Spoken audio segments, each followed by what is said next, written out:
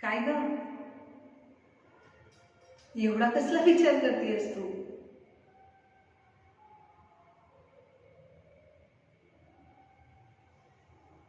हा,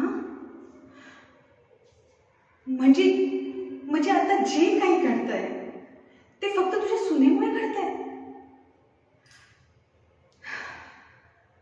अगं कसली सून मिळाली आहे तुला? अगं आयुष्य गेलं ग तुझं इतरांना मदत करण्यात.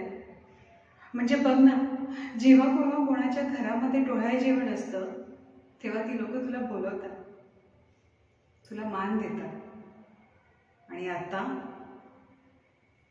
आणि आता तुझ्याच सुनेमुळे तुला मान खाली करून चालावं लागतंय.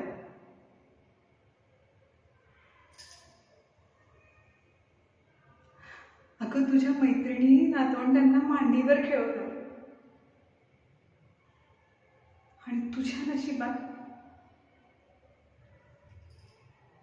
नशिबात खेळवणं सोड, पण साधं बघणंही नाहीये ग. तू का म्हणून त्या बॅगला घरात ठेवलीस बरं? हे बघ, माझं ऐक. तू असं काहीतरी कर ना की तिला हे प्रत्येक वेळेस बोचलं पाहिजे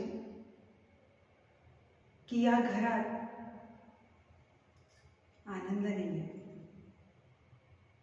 आणि हे जे काही होत आहे ना, ह्या सगळ्याला कारणीभूत तीच आहे.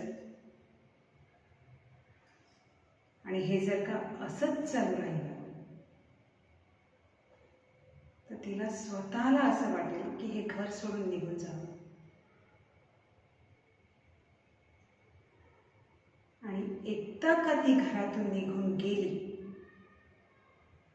की तुला तुझा हेतू साध्य करता येईल बघ.